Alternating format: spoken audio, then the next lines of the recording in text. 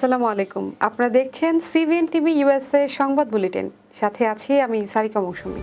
শুরুতেই essential home care সংবাদ শিরোনাম। চীন যুক্তরাষ্ট্রের পাল্টাপাল্টি শুল্ক কমানোর চুক্তি।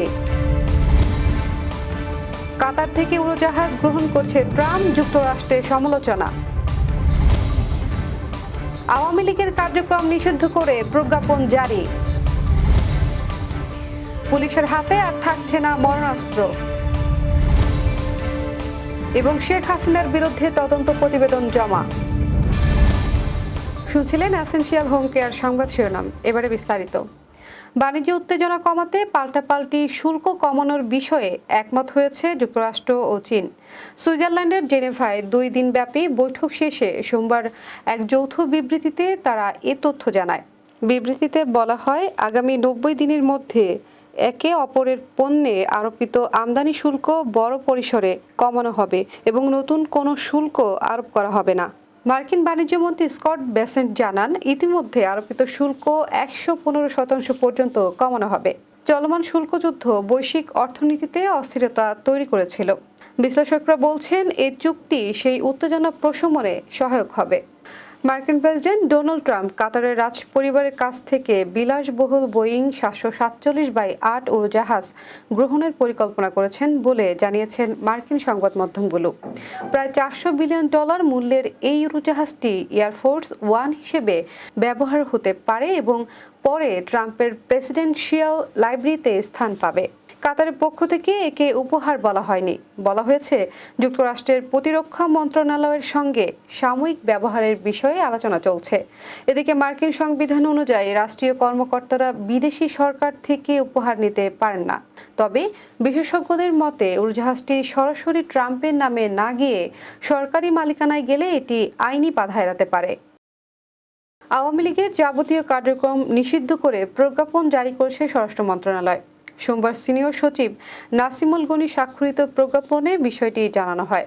প্রজ্ঞাপনে বলা হয়, 2009 সালের 6 জানুয়ারি সরকার গঠনের পর থেকে 2024 সালের 5 আগস্ট ছাত্র জনতার গণঅভ্যুত্থানের মুখে ক্ষমতাচ্যুত হওয়া পর্যন্ত বাংলাদেশ আওয়ামী লীগ এবং এর সব অঙ্গ সংগঠন, সহযোগী সংগঠন ও ভ্রাতৃপ্রতিম সংগঠন বিরোধী রাজনৈতিক দলগুলোর সদস্য ও ভিন্নমতের মানুষের ওপর হামলা, গুম, খুন, হত্যা, নির্যাতন ও ধর্ষণ সহ বিভিন্ন নিপীড়নমূলক ও সন্ত্রাসী কর্মকাণ্ডের মাধ্যমে সারা দেশে ত্রাসের রাজত্ব কায়েম করে।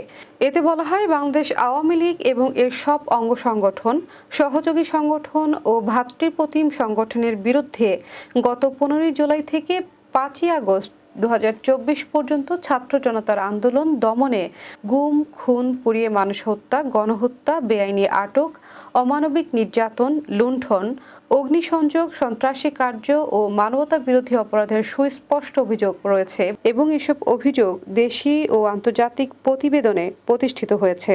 যেহেতু উল্লেখিত অপরাধগুলোর অভিযোগে বাংলাদেশ আওয়ামী লীগ এবং এর সব অঙ্গ সংগঠন, সহযোগী সংগঠন ও ভ্রাতৃপ্রতিম সংগঠনের নেতাকর্মীদের বিরুদ্ধে আন্তর্জাতিক অপরাধ ট্রাইব্যুনাল এবং দেশের ফৌজদারি আদালতে বহু সংখ্যক মামলা বিচারাধীন রয়েছে।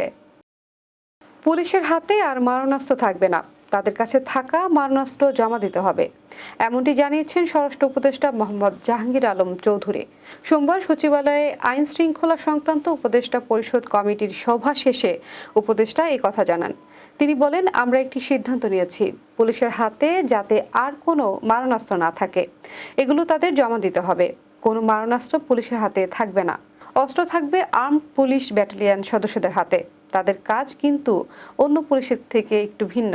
কবে থেকে সিদ্ধান্ত বাস্তবায়ন হবে জানতে চাইলে উপদেষ্টা বলেন, আজকে কেবল মিটিংয়ে এ বিষয়ে সিদ্ধান্ত হলো, সিদ্ধান্ত বাস্তবায়নে তো একটু সময় লাগে। জাহাঙ্গীর আলম বলেন, পুলিশের কাছে রাইফেলও থাকবে না তা নয়, তাদের কাছে রাইফেল থাকবে। জুলাই গণঅভ্যুত্থানের সময় সংগঠিত মানবতা বিরোধী অপরাধের অভিযোগে ক্ষমতাচ্যুত প্রধানমন্ত্রী শেখ হাসিনার বিরুদ্ধে আন্তর্জাতিক অপরাধ ট্রাইব্যুনালে করা মামলায় তদন্ত প্রতিবেদন জমা দেওয়া হয়েছে। আজ সোমবার ট্রাইব্যুনালের চিফ প্রসিকিউটর কার্যালয়ে এই প্রতিবেদন জমা দিয়েছে তদন্ত সংস্থা। দুপুরে ট্রাইব্যুনালের সংবাদ সম্মেলন করে চিফ প্রসিকিউটর মোহাম্মদ তাজুল ইসলাম সাংবাদিকদের এ তথ্য জানিয়েছেন। শেখ হাসিনার পাশাপাশি এই মামলায় সাবেক স্বরাষ্ট্রমন্ত্রী আসাদুজ্জামান খান ও গণঅভ্যুত্থানের সময়কার আইজিপি চৌধুরী আব্দুল্লাহ আল মামুনকে আসামি করে তদন্ত প্রতিবেদন দাখিল করা হয়। 2024 সালের জুলাই বিপ্লবের সময় সংগঠিত যে মানবতা বিরোধী অপরাধ, সেই অপরাধের অভিযোগে তদন্তপূর্বক আন্তর্জাতিক অপরাধ ট্রাইব্যুনালের তদন্ত সংস্থা সেই অপরাধের প্রধান যিনি ছিলেন মাস্টার মাইন্ড শেখ হাসিনা সহ 3 জনের বিরুদ্ধে আজকে একটি অভিযোগপত্র আন্তর্জাতিক অপরাধ ট্রাইব্যুনালের চিফ প্রসিকিউটর বরাবরে আইন অনুযায়ী দাখিল করেছেন। আজকে যে তদন্ত রিপোর্টটি আমাদের তদন্ত সংস্থা চিফ প্রসিকিউটর বরাবরে দাখিল করেছেন, সেখানে মোট 3 জনকে আসামি করা হয়েছে। সেই 3 জন হচ্ছেন শেখ হাসিনা, দ্বিতীয় জন হচ্ছেন তদানীন্তন স্বরাষ্ট্রমন্ত্রী আসাদুজ্জামান খান কামাল, তৃতীয় জন হচ্ছেন তদানীন্তন পুলিশের মহাপরিদর্শক চৌধুরী আব্দুল্লাহ আল মামুন। এবার কর্ণফুলী ইনকাম ট্যাক্স সংবাদ শিরোনাম। আওয়ামী লীগ নিষিদ্ধের ঘটনায় নিউ ইয়র্কে এক পক্ষের বিক্ষোভ, অন্য পক্ষের আনন্দ সমাবেশ। আবারও স্বাগতম সিবিএন টিভি ইউএসএ সংবাদ বুলেটিনে। শুনছিলেন কর্ণফুলী ইনকাম ট্যাক্স সংবাদ শিরোনাম, এবারে বিস্তারিত। আওয়ামী লীগের কার্যক্রম নিষিদ্ধ করার ঘটনায় যুক্তরাষ্ট্রের নিউ ইয়র্কে বৈষম্য বিরোধী পক্ষের আনন্দ সমাবেশ ও আওয়ামী লীগপন্থী পক্ষের বিক্ষোভ অনুষ্ঠিত হয়েছে।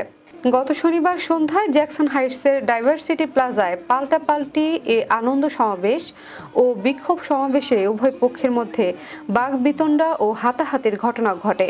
বিএনপির কেন্দ্রীয় নির্বাহী কমিটির অন্যতম সদস্য গিয়াস আহমেদের নেতৃত্বে বৈষম্য বিরোধী ব্যানারে আয়োজিত আনন্দ সমাবেশ সঞ্চালনা করেন বৈষম্য বিরোধী ছাত্র আন্দোলনের নেতা আব্দুল কাদের।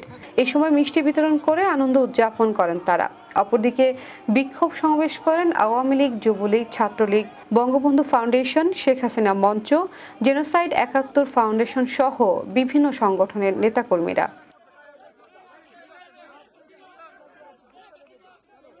দর্শক, এই ছিল সিবিএন টিভি ইউএসএ সংবাদ বুলেটিনে। শেষ করছি, পরবর্তী বুলেটিন দেখার আমন্ত্রণ জানিয়ে এতক্ষণ সাথে থাকার জন্য ধন্যবাদ সবাইকে।